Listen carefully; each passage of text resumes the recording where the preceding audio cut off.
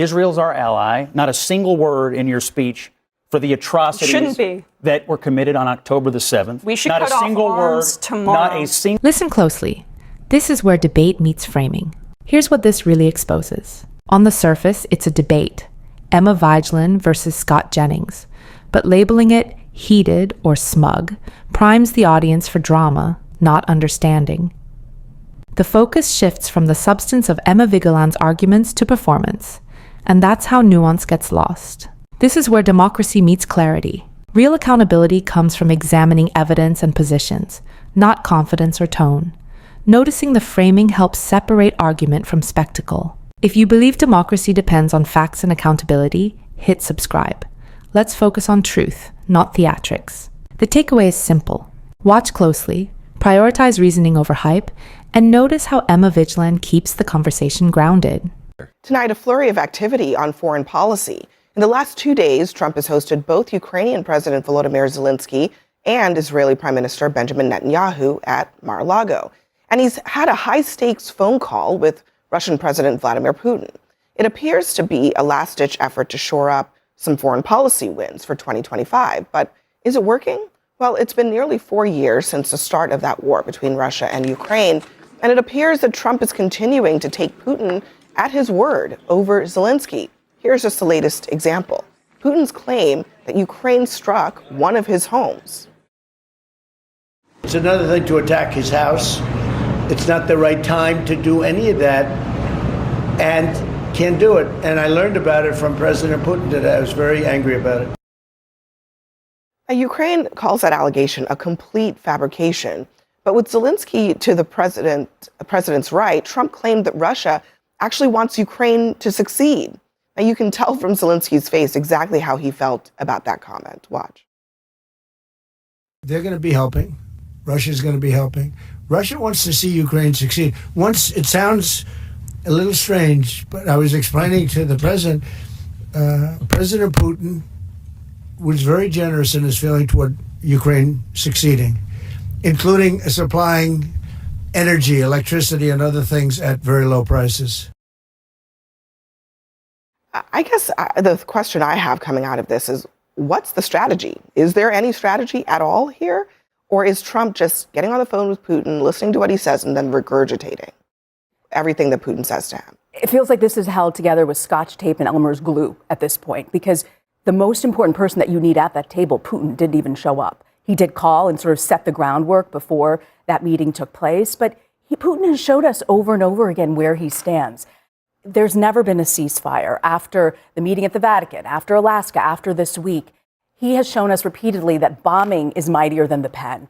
You can't have peace talks without a key player involved in this. And it doesn't matter what you have on paper. It doesn't hold on the ground if you don't have security guarantees, if you don't talk about the harsh issues, the difficult topics of territory, which President Trump has said are still sticky and they haven't come to be resolved at this point. So, Scott, why is Trump so seemingly naive about this?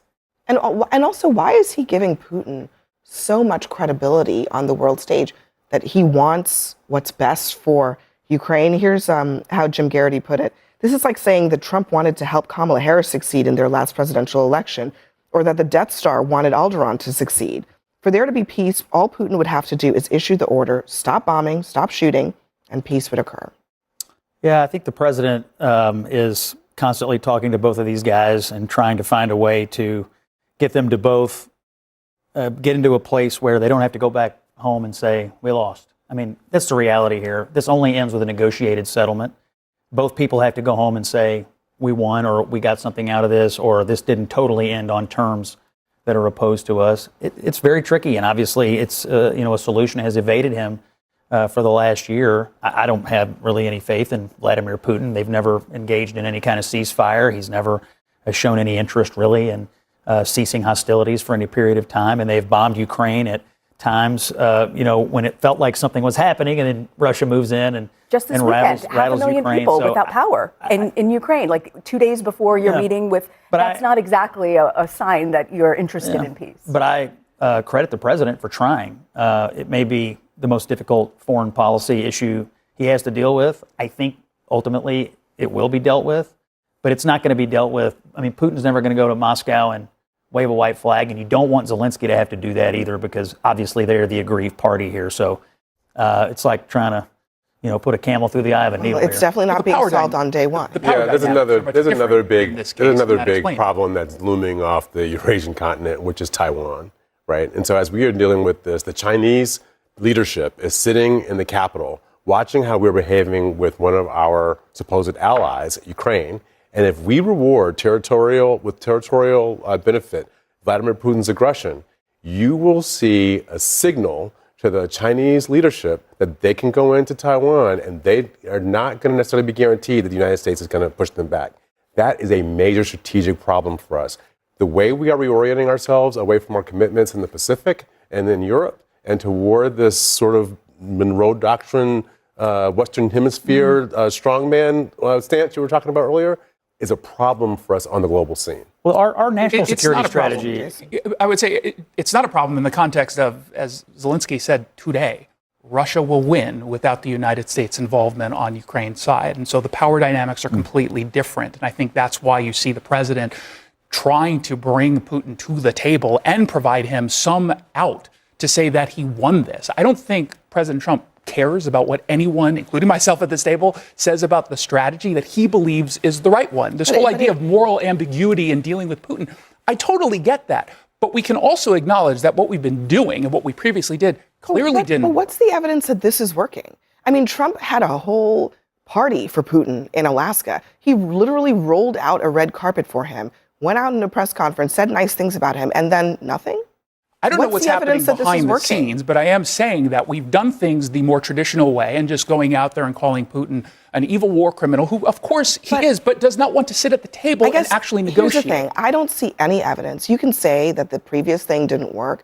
The current thing is also not working. Not yet. And the only thing that it's doing is emboldening Putin. It's not. I don't understand. What is the evidence that it's working? It's not working until it does. I mean, that's the thing. You keep talking and you keep trying to get these guys. Well, you could say that about the last effort. It's not because I think the other thing. Listen closely. This is where certainty starts doing the work that evidence is supposed to do, and that's a problem for democracy. What's happening here is that Scott Jennings is being framed not as a commentator with arguments, but as a fixed role, a permanent proxy for MAGA loyalty. The claim is that Scott Jennings will never concede that Donald Trump mishandled anything, especially when it comes to Vladimir Putin. That framing feels satisfying, but democracy doesn't run on assumed motives. It runs on demonstrated facts. Here's the contradiction that matters. The criticism aimed at Scott Jennings is that he refuses to confront uncomfortable truths. Yet the commentary itself makes sweeping conclusions. That Donald Trump is afraid of Vladimir Putin, that Vladimir Putin knows how to work Donald Trump, and that Scott Jennings is fully aware of this but chooses to conceal it. Those are serious claims, but without grounding them in specific decisions, policies, or outcomes, they remain assertions rather than accountability. There's also a psychological move worth noticing. By labeling Scott Jennings as a propagandist from the outset, the debate is effectively closed before it begins. No matter what Scott Jennings says, it's already been dismissed as spin. That doesn't strengthen critique. It removes the obligation to engage. And once engagement disappears, persuasion and accountability disappear with it. And this is where democracy meets foreign policy reality. The relationship between Donald Trump and Vladimir Putin isn't about bravado or posturing. It's about sanctions, intelligence briefings, alliances, and long-term geopolitical consequences. Reducing that relationship to a story of dominance or fear oversimplifies an issue that demands careful, evidence-based scrutiny, the very scrutiny democracy depends on. There's another tell here. Predicting in advance that Scott Jennings will justify future events, regardless of what actually happens, creates a closed loop where facts no longer matter. Outcome becomes irrelevant because the narrative is already locked in. That isn't skepticism, that's prejudgment. Here's the grounded takeaway. Democracy works best when Scott Jennings is challenged on the substance of his arguments. Donald Trump is evaluated on documented actions, and Vladimir Putin is analyzed through policy consequences, not assumptions about psychology or loyalty. When critique stays anchored in evidence instead of certainty, accountability becomes sharper, not weaker.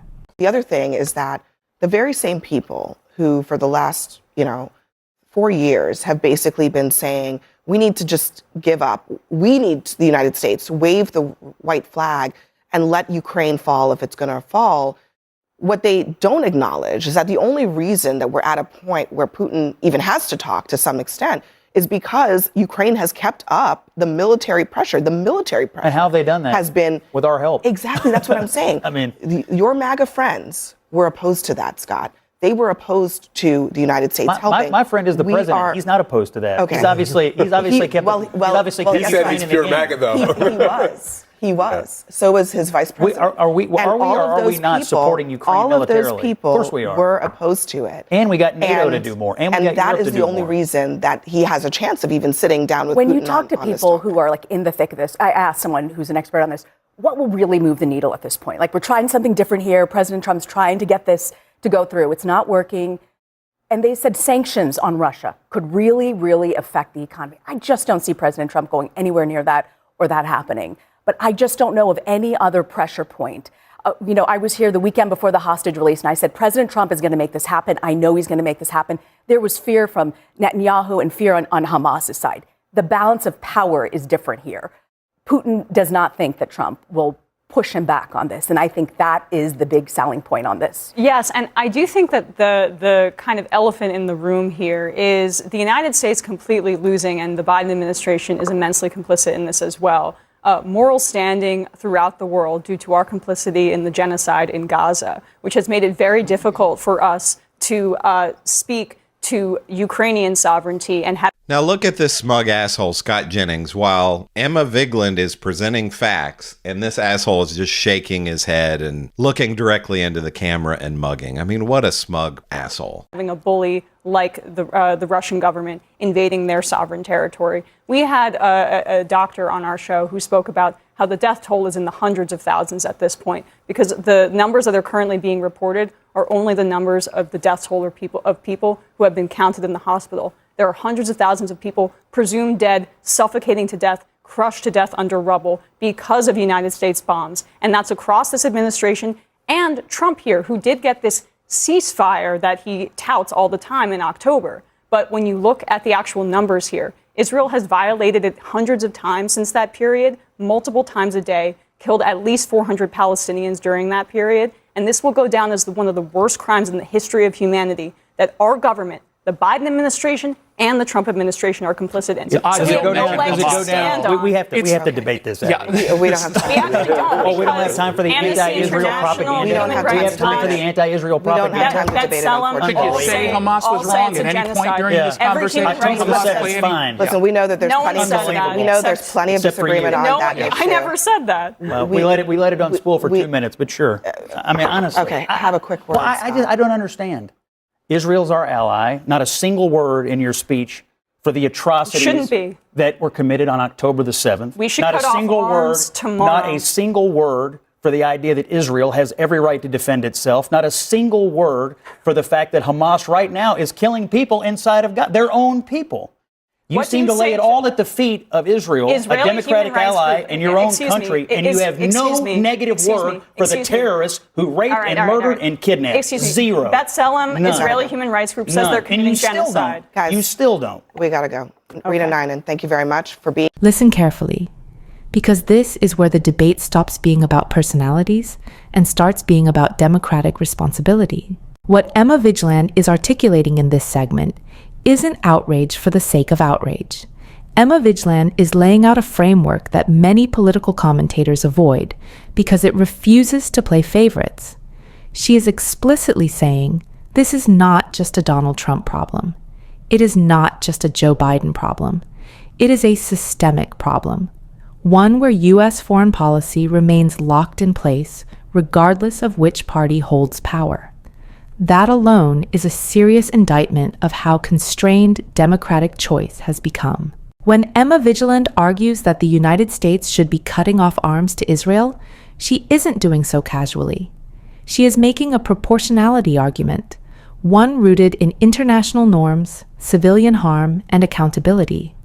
Democracies claim legitimacy by insisting that power must be checked, even when wielded by allies. Once that principle disappears, democracy turns into selective morality. Emma Vigeland is pointing directly at that contradiction. On the other side, Scott Jennings represents something very familiar in modern political media. Scott Jennings does not engage the substance of harm or outcomes. Instead, he cycles through rhetorical defenses that have been used for years, demands for denunciations, appeals to Israel's right to defend itself, and framing any criticism as extremist or disloyal.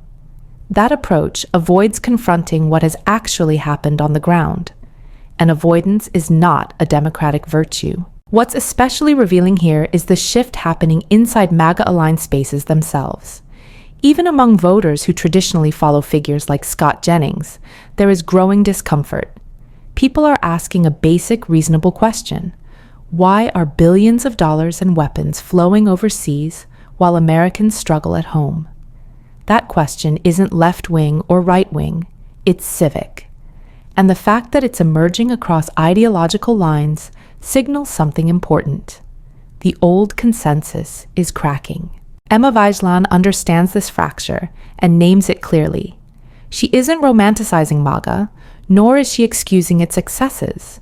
She's recognizing that when large numbers of people, across parties, start questioning long-standing foreign policy commitments, leaders are supposed to respond. When they don't, it reveals how insulated political institutions have become from public opinion. This is where the phrase "wrong side of history" actually earns its weight. Emma Vigeland isn't using it as a slogan. She's describing a pattern. History rarely judges leaders by how loudly they defended tradition. It judges them by whether they adapted when evidence mounted, when civilian suffering escalated, and when public consent eroded. Figures like Scott Jennings may win short-term debates on television, but history looks at consequences, not talking points. There's also a deeper democratic tension underneath all of this. When Americans across the left, right, and center increasingly oppose unconditional support for Israel, yet policy remains unchanged, that signals a disconnect between citizens and power. Democracy does not collapse all at once. It erodes when public will is acknowledged rhetorically and ignored materially. Emma Vigeland is effectively calling that out. And crucially, this isn't about denying Israel's right to exist or defending civilians from attacks. Emma Vigeland is drawing a firm boundary between self-defense and unchecked militarization. Democracies are supposed to insist on that distinction. If they don't, then defense becomes a blank check, and accountability disappears entirely. So what you're really watching in this debate on Abby Phillip's show isn't just Emma Vigeland versus Scott Jennings. You're watching two models of politics collide. One model prioritizes loyalty, repetition, and partisan defense. The other prioritizes outcomes, proportionality, and moral consistency, even when it means criticizing your own side. That's why this moment matters. Not because it's heated, not because it's controversial, but because it exposes a core democratic question. If public opinion shifts and leaders refuse to adjust, who is democracy actually serving? Emma Vigeland is arguing that continuing unconditional U.S. support for Israel, regardless of consequences, answers that question in the wrong way. And whether people agree or disagree, that argument forces a reckoning, one that figures like Scott Jennings seem increasingly unwilling or unable to confront.